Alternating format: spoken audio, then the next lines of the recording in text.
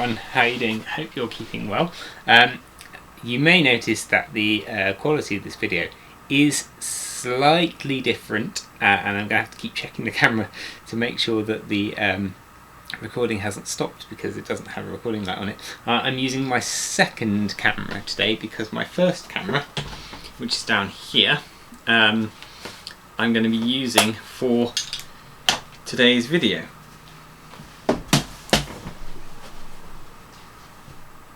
Yeah, good, right, we're still recording.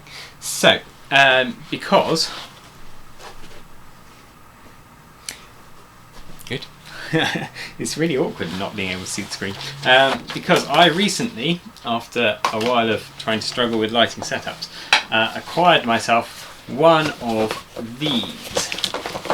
This is a Pouleuse photo lighting box. There are quite a lot of these lighting boxes around since LED technology came down low. This one isn't one of the sort of what do they call them? I think polyethylene, that's not the right word. Polypropylene cages. This one I liked because it was a fabric case, and because it has dimmable LEDs. It did say that it had variable temperature LEDs. That's actually a lie, it does not. This is available in a few different sizes as well, and it's got a USB, so I have to plug it into my laptop in order to turn it on. There we go, and it gets brighter and it gets dimmer quite nicely. And this one I think is about £60 on the Pouleuse, if that's how you say it, website. I actually bought this one from eBay for about £15, I think. So I think this is that's a good buy for that price, even if it's not so great. It comes with, but yeah, I'm saying even if it's not so great, it does what I want it to do, so this is good. It comes with a bunch of these paper coloured inserts, of which the black and the white one are probably the only ones that I will use.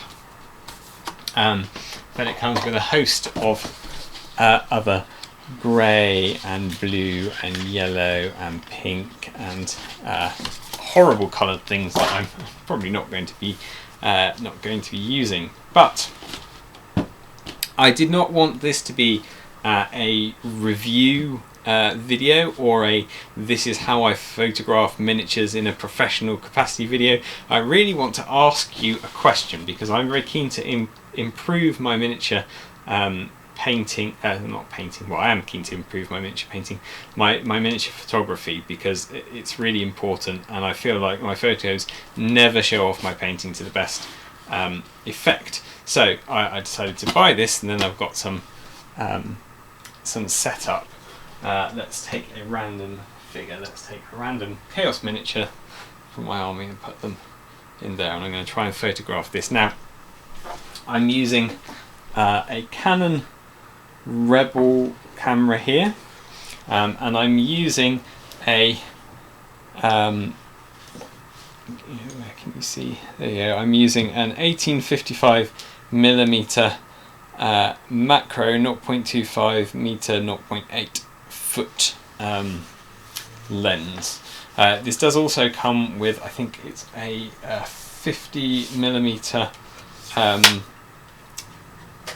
fixed lens, but I'm using the zoom lens because I generally find it's better for taking photos.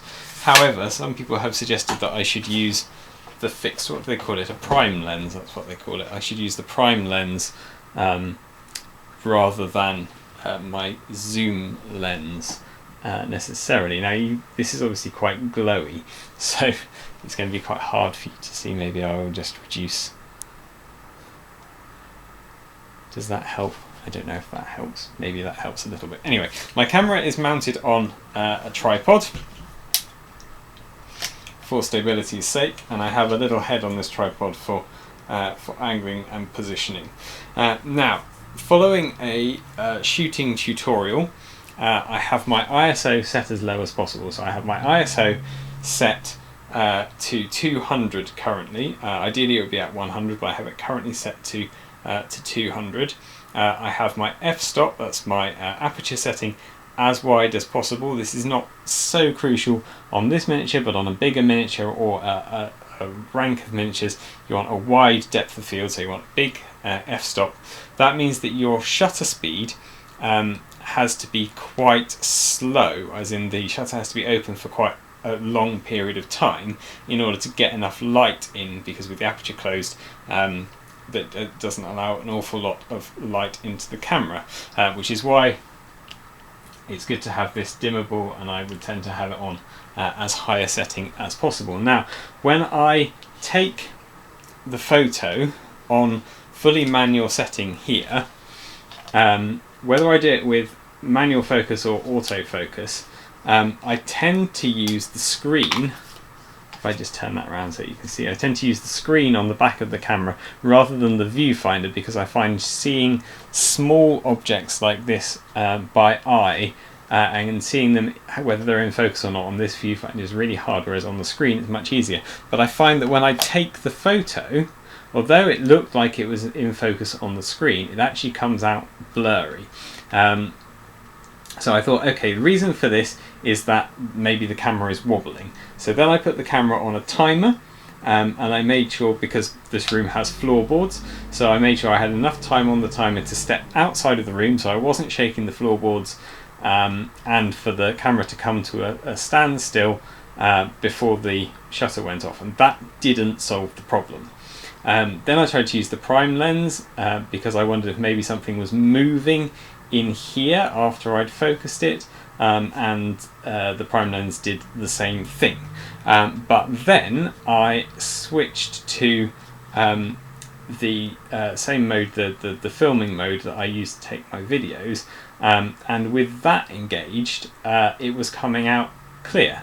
It was coming out sharp like it was on the viewfinder. So what I will do is I will cut in a few photos now. This is a photo taken with this zoom lens, and I haven't done anything to this. This is just as it came off the camera. So this is with it set in manual mode with the settings. I've got ISO 200, I've got an f-stop of 22, and I've got a shutter speed of 0.4 is my shutter speed.